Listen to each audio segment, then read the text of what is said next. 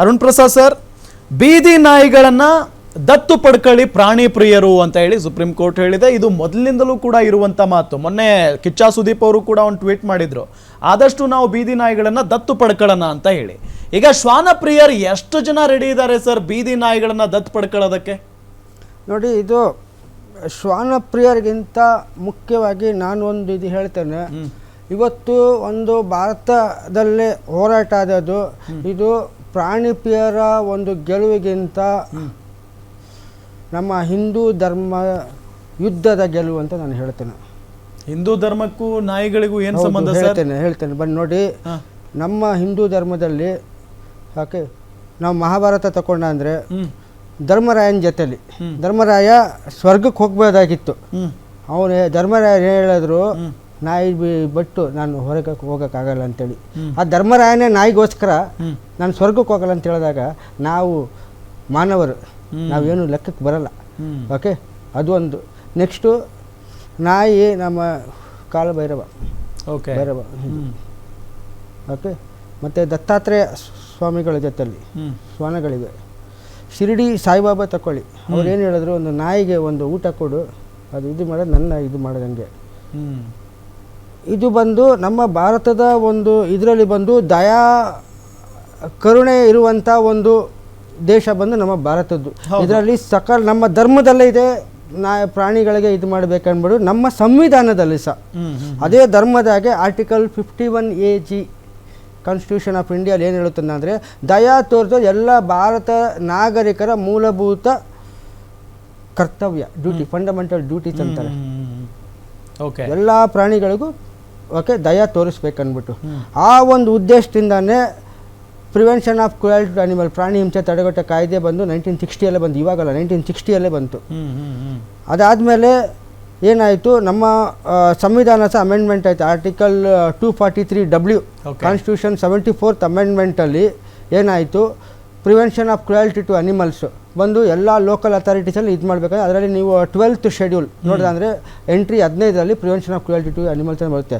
ಅದೇ ರೀತಿಯಲ್ಲಿ ಆರ್ಟಿಕಲ್ 246 ಅದರಲ್ಲಿ ಬಂದು ನಮ್ಮ ಕಾನೂನು ಸಂವಿಧಾನದಲ್ಲಿ ಏನಾಗುತ್ತೆ ಅಂದರೆ central list, state list, concurrent list. Central list ಅಂದರೆ ಕೇಂದ್ರದ್ದು ಇದು, ಸ್ಟೇಟ್ ಅಂದರೆ ಇದು, ಕನ್ಕರೆಂಟ್ ಅಂದರೆ ಎರಡು ಬರುತ್ತೆ. ಕನ್ಕರೆಂಟ್ ಇದು ಆರ್ಟಿಕಲ್ 246ಅಲ್ಲಿ 7th ಶೆಡ್ಯೂಲಲ್ಲಿ ಎಂಟ್ರಿ 17 ಬಂದು okay prevention of cruelty to animal ಅಂದರೆ ಪ್ರಾಣಿ ಹಿಂಸೆ ತಡೆಗಟ್ಟೋದು ಬಂದು ಇದಾಗಿದೆ. ಇದು ನಮ್ಮ ಸಂವಿಧಾನದಲ್ಲಿ ಸಹ ಇದೆ, ನಮ್ಮ ಧರ್ಮದಲ್ಲಿ ಸಹ ಇದೆ. ಸರ್, ಪ್ರಾಣಿ ಹಿಂಸೆ ಮಾಡಿ ಅಂತ ಯಾರು ಹೇಳ್ತಾ ಇಲ್ಲ ಸರ್, ಪ್ರಾಣಿ ಹಿಂಸೆ ಮಾಡುವಂತ ಯಾರು ಹೇಳ್ತಾ ಇಲ್ಲ. ಆದ್ರೆ ಪ್ರಾಣಿಗಳಿಂದ ಜನರಿಗೆ ಹಿಂಸೆ ಆಗ್ತಾ ಇದೆಯಲ್ಲ, ಅಥವಾ ನಾಯಿಗಳಿಂದ ಜನರಿಗೆ ಹಿಂಸೆ ಆಗ್ತಾ ಇದೆಯಲ್ಲ, ಅದನ್ನ ತಡೆಗಟ್ಟಿ ಅನ್ನೋದು ಅಷ್ಟೇ ನಮ್ಮ ಉದ್ದೇಶ. ಅಲ್ಲೇ ಬರ್ತೇನೆ ನೋಡಿ. ವರ್ಲ್ಡ್ ಹೆಲ್ತ್ ಆರ್ಗನೈಸೇಷನ್ ಅವರು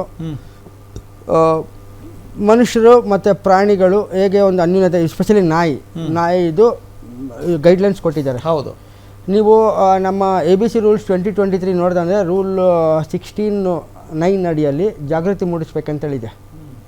ಬಟ್ ಎಲ್ಲಿ ಸಹ ಭಾರತ ಸರ್ಕಾರದಿಂದ ಎಲ್ಲಿ ಸಹ ಜನರಿಗೆ ಜಾಗೃತಿ ಮೂಡಿಸಿಲ್ಲ. ಅಂದರೆ ಒಂದು ಪ್ರಾಣಿಯ ಸ್ವಭಾವ ಏನು, ಇವಾಗ ನಾವು ಸಣ್ಣ ಮಕ್ಕಳಿಗೇನು ಗಾಡಿಗಳು ಫಾಸ್ಟ್ ಬಂದ ಏನು ಹೇಳ್ತೀವಿ, ಓಕೆ ರೋಡ್ ಕ್ರಾಸ್ ಮಾಡ್ಬೇಕಾದ್ರೆ ಹಿಂದೆ ಮುಂದೆ ನೋಡು, ಅದನ್ನು ಸರ್ಕಾರನೇ ಮಾಡಬೇಕು, ಸರ್ಕಾರ ಅವೇರ್ನೆಸ್ ಮಾಡಬೇಕು. ಸರ್ಕಾರ ಪ್ರಾಣಿ ದಯಾ ಸಂಘದವರು ಕೆಲಸ ಏನು ಸರ್?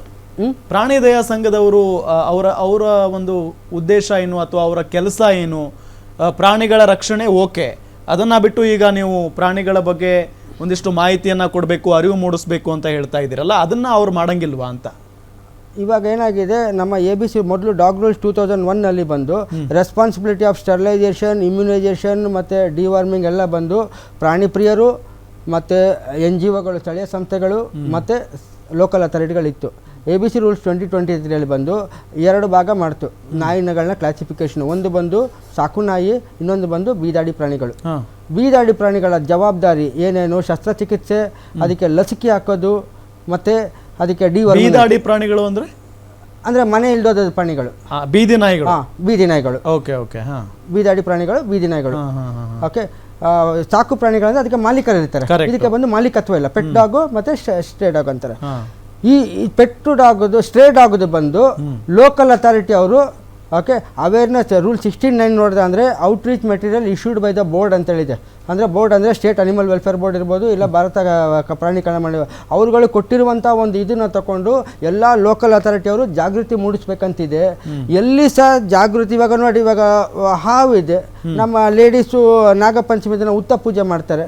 ಉತ್ತ ಪೂಜೆ ಮಾಡಿದಾಗ ಹಾವನ್ನ ಕೆಣಕಕ್ಕೆ ಹೋಗಲ್ಲ. ಹೌದು, ಹುತ್ತಕ್ಕೆ ನಾವು ಕೈ ಹಾಕ್ಬಿಟ್ಟು ಅಂದರೆ ಅದು ಹಾವು ಬುಷ್ ಅಂತೇಳಿ ಕಚ್ಬಿಟ್ಟಂದ್ರೆ ನಾವು ಹಾವನ್ನ ಇದು ಮಾಡೋಕೆ. ಯಾಕೆ ನಮ್ಮ ಕಬ್ಬನ್ ಪಾರ್ಕಲ್ಲಿ ಲಾಲ್ಬಾಗಲ್ಲಿ ತಗೊಳ್ಳಿ, ಅಲ್ಲಲ್ಲಿ ಹಾಕಿದ್ದಾರೆ. ಯಾಕಂದರೆ ನಮ್ಮ ಧರ್ಮದಲ್ಲಿ ಹಾವು ಬಂದು ತುಂಬ ಮಹತ್ವ. ಯಾಕಂದರೆ ಅದು ಸರ್ಪದೋಷ ಇದು ನೋಡಿದ್ರೆ ತುಂಬ ಕಷ್ಟ ಇದೆ, ಎಲ್ಲ ಇದಿದೆ. ಸೊ ಅದಕ್ಕೆ ಏನು ಮಾಡೋದು, ಯಾವುದ್ರೂ ಮೊದಲು ಹಾವುಗಳನ್ನ ಹೊಡಿತಾ ಇದ್ರು.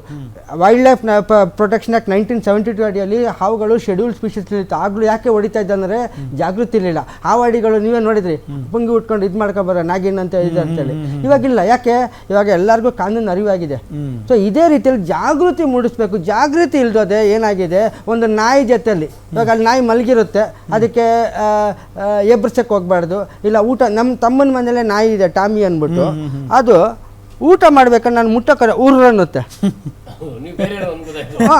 ಅದು ಏನೋ ಅದ್ರ ಸ್ವಭಾವ. ಅದು ನಾವು ಅವರವರ ಸ್ವಭಾವವನ್ನು ಅರ್ಥಕೊಂಡಿದ್ದು, ಅದು ಅರಿವು ಮೂಡಿಸುವಂಥದ್ದು, ಜಾಗೃತಿ ಮೂಡಿಸುವಂಥದ್ದು ಸರ್ಕಾರದ ಹೊಣೆ, ಕಾನೂನಲ್ಲೇ ಇದೆ. ಇವರು ಎಲ್ಲಿ ಸಹ ಯಾರಿಗೆ ಸಹ ನೋಡಿ ನಾಯಿ ಇದೆ ಅಂದ್ರೆ ಅದಕ್ಕೆ ಕಲ್ಲು ಹೊಡಿಬಾರ್ದು, ಇಲ್ಲ ಅದು ಊಟ ಮಾಡ್ತಾರೆ. ಈಗ ನಿಮ್ಮ ಮನೇಲಿದೆ ಅಂದ್ರಲ್ಲ, ಅದು ಈಗ ಬೀದಿಗಳಲ್ಲಿ ಸಿಗುತ್ತಾವಲ್ಲ ಅಂತ ನಾಯಿನ ಅಥವಾ ನಮ್ಮ ಇದು ಹೈಬ್ರಿಡ್ ನಾಯಿನೇ? ಅಲ್ಲ, ಬೀದಿಯಲ್ಲಿರೋ ನಾಯಿನೇ ಅದು. ನಮ್ಮ ತಮ್ಮ ಅವರು ಸಾಕೊಂಡಿರೋದು, ನಮ್ಮ ತಮ್ಮನ ಮಕ್ಕಳಿಗೆ ಪ್ರಾಣಿಗಳ ಇದು ಏನು. ಸೊ ಈ ಅರಿವು ಮೂಡಿಸ್ತೇ, ಜಾಗೃತಿ ಇಲ್ದೋದೇನಾಗಿದೆ, ಜನರಲ್ಲಿ ಅದರ ಸ್ವಭಾವ ವರ್ತನೆಗಳು ಗೊತ್ತಿಲ್ಲ. ಡೂಸ್ ಆ್ಯಂಡ್ ಡೋಂಟ್ಸ್ ಇದೆ ಯಾವುದೋ ಒಂದು ಪ್ರಾಣಿ ಆಗಲಿ.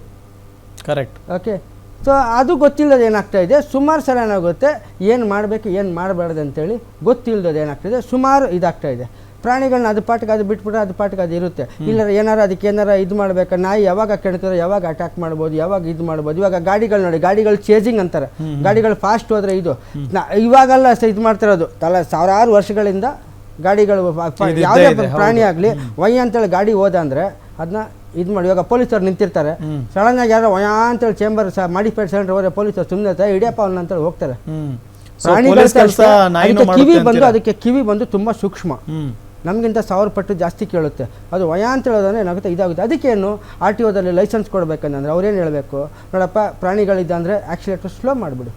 ಪ್ರಾಣಿಗಳು ಹಿಂಗೆ ಕ್ರಾಸ್ ಮಾಡ್ತಾರೆ, ಹಸು ಆಗಲಿ ಯಾವುದಾಗಲಿ. ಮೊದಲೆಲ್ಲ ಊರ ಕಡೆ ಎಲ್ಲ ಇಲ್ಲಾಂದ್ರೆ ಆರನ್ ನೋಡಿದ್ರೆ ಪರವಾಗಿಲ್ಲಪ್ಪ. ಒಂದ್ಸಲ ನಾನು ಮಂಡ್ಯ ಕಡೆ ಹೋದಾಗ ಆರನ್ ಹೊಡೆದಿದ ತಕ್ಷಣ ಇಲ್ಲ ಸೆಳೆದ್ರೆ ಹಸುಗಳೆಲ್ಲ ಹಿಂಗೆ ವಯ ಅಂತೇಳಿ ಓಡ್ಬಿಡ್ತು. ಯಾಕಂದ್ರೆ ಅದಕ್ಕೆ ಶಬ್ದ ಭಯ ಇರುತ್ತೆ. ನಾವು ಅದು ಜಾಗೃತಿ ಯಾರು ಮೂಡಿಸೋದು, RTOದವರು ಗಾಡಿ ಲೈಸೆನ್ಸ್ ಕೊಡಬೇಕಂದ್ರೆ ಇದು ಮಾಡಬೇಕು. ನಿಮಗೆ ಗೊತ್ತಿದೆ ಯಾವ ರೀತಿಯಲ್ಲಿ